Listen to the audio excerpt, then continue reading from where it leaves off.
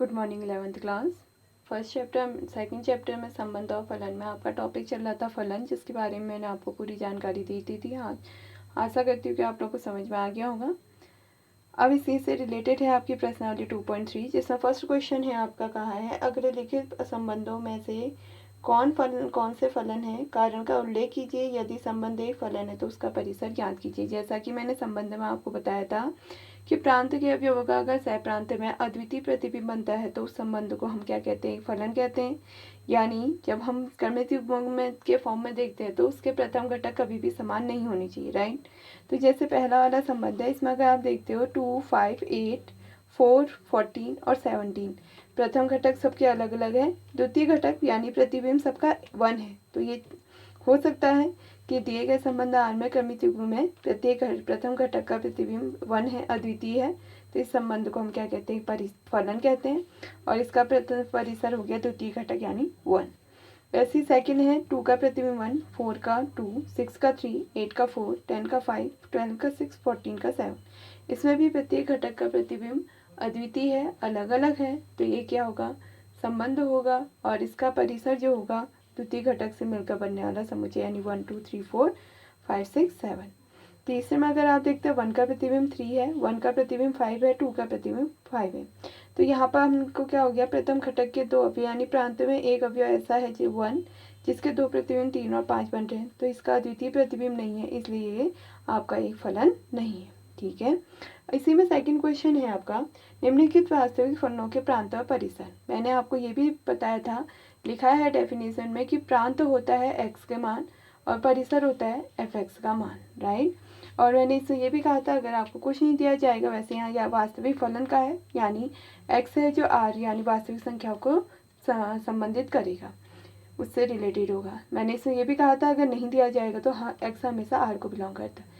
तो हम x का मान r से ले रहे हैं, तो हम r से कोई भी संख्या ले सकते हैं। तो f का प्रांत क्या हो गया, वास्तविक संख्याओं का समुच्चय। जबकि आपको मैंने मापांक फलन बताया था, मापांक फलन में हम कहते थे मॉड ऑफ x का मान -x होता है if x is less than 0 और प्लस x होता है if x is greater than equal to 0। फिर भी मॉड की वैल्यू हमेशा पॉजिटिव आती है। ये आपको मैंने लिखा है पूरा, अगर आपने ध्यान से पढ़ा होगा, देखा होगा तो हमको पता है मॉड ऑफ x का मान हमेशा 0 से क्या होता है, बड़ा होता है।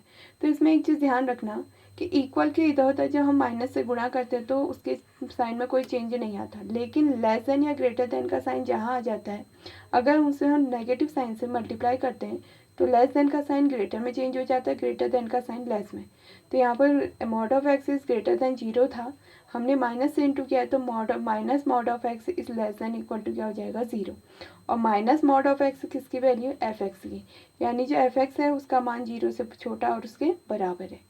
और 0 से छोटा का मतलब है आर में क्या होता है, माइनस इन्फिनिटी से इन्फिनिटी तक की वैल्यू होती है।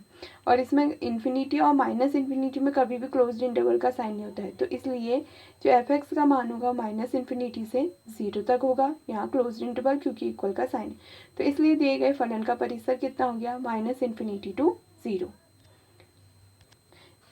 तो इसी में फिर थर्ड पार्ट है root of 9 minus x square. जैसा कि आपने 10th क्लास में पढ़ रखा होगा कि जो रूट वाली संख्याएं होती है कभी भी आप उसका ऋणात्मक का रूट नहीं निकाल सकते, यानी रूट -2 होता है तो हम उसे नहीं लेते हैं, राइट, वो अपरिभाषित होता है। तो यहाँ पर हम क्या कहेंगे कि जो हमारा 9 माइनस एक्स स्क्वायर है वो कब 9 माइनस एक्स स्क्वायर रूट के अंदर है, यानी इस रूट का मान कब निकलेगा, जब 9 माइनस एक्स स्क्वायर का मान या तो धनात्मक होगा या 0 होगा। ऋणात्मक का तो आप निकाल नहीं सकते, इसका मतलब रूट 9 माइनस एक्स स्क्वायर परिभाषित होगा यदि 9 minus x square is greater than equal to 0। X square को हम इधर ले आते तो 9 is greater than equal to x square. अब 9 प्लस का 3 का स्क्वायर भी हो सकता है, -3 का स्क्वायर भी हो सकता है, इसलिए प्लस माइनस 3 का whole square is greater than equal to x square. तो यानी स्क्वायर स्क्वायर हट गए, प्लस -3। तो इसका मतलब होता है कि x का मान -3 से बड़ा और उसके इक्वल है और +3 से छोटा और उसके इक्वल है, यानी जो x की वैल्यू है वो -3 से 3 के बीच में और -3 और 3 है। तो जो f का प्रांत हो गया वो क्या हो जाएगा, क्लोज्ड इंटरवल -3 से 3, राइट। फिर जैसा कि मैंने अभी आपको बताया था कि रूट के अंदर कभी भी ऋणात्मक संख्याएं नहीं आ सकती, वो अपरिभाषित होती। अगर हम यहाँ से x के कुछ मान यहाँ रख देते, वैसे -4 है नहीं, फिर भी हम मान रहे हैं, तो मैं एग्जाम्पल से बता रही हूँ, अगर -4 रखते हैं तो ये अपरिभाषित होगा, क्योंकि 9 माइनस 16 आएगा, 9 माइनस 16 नेगेटिव हो जाएगा अपरिभाषित, जबकि x की वैल्यू -3 इसमें हम रखेंगे तो 0 आएगा, 0 पर 3 आएगा, 2 पर √5 आएगा, धनात्मक है यानी परिभाषित है।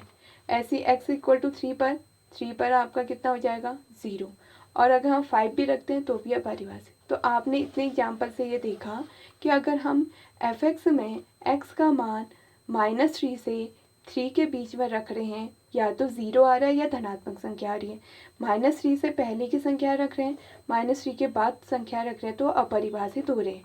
तो इसलिए जो f(x) का मान होगा वो 0 से 3 के बीच में होगा, 0 से 3 के बीच में होगा। तो इसलिए f का परिसर कितना हो गया, क्लोज्ड इंटरवल 0 से 3। ठीक है, इसी में थर्ड क्वेश्चन है आपको एक फलन f(x) से 2x - 5 दिया हुआ है, आपको f0, f7, f-3 निकालना है, जैसा कि आप 10th क्लास में भी कर चुके हो। ये 9th में भी आता है, 10th में क्या 9th में आता है कि हमें f0 निकालना है तो x की जगह 0 रख देंगे, f7 निकालना है तो x की जगह हम कितना रखेंगे 7, ऐसी f-3 निकालना है तो हम x की जगह कितना रखेंगे -3।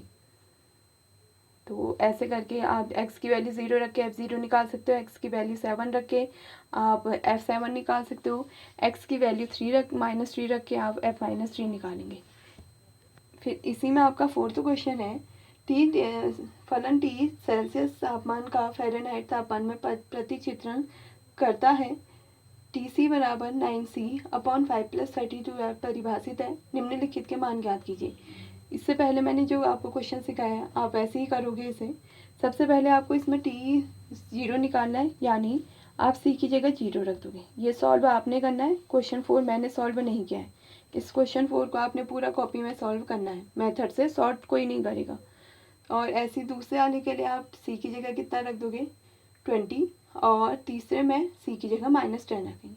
फिर वो कह रहा है C का मान जब TC = 212 है, यानी आप क्या करोगे लास्ट वाले में 9C/5 + 32 को 210 के 12 के इक्वल लेके C का मान निकालो। ठीक है, अब इसी में आपका फिफ्थ क्वेश्चन है, जिसमें आपको प्रत्येक फलन का परिसर निकालना है। परिसर का मतलब f(x) का मान निकालना है। तो पहले वाले में आपको कहा है f(x) = 2 - 3x है, x किसको बिलोंग कर रहा है r को, x का मान 0 से बड़ा, ये पूरा आपको क्वेश्चन में दिया है। हमने देखिए निकालना है f(x) का मान है, हम इसको लेके चलते हैं। x का मान 0 से क्या है बड़ा है, यहाँ x के साथ 3 क्या है इंटू में है, तो 3 से दोनों तरफ गुणा कर दीजिए।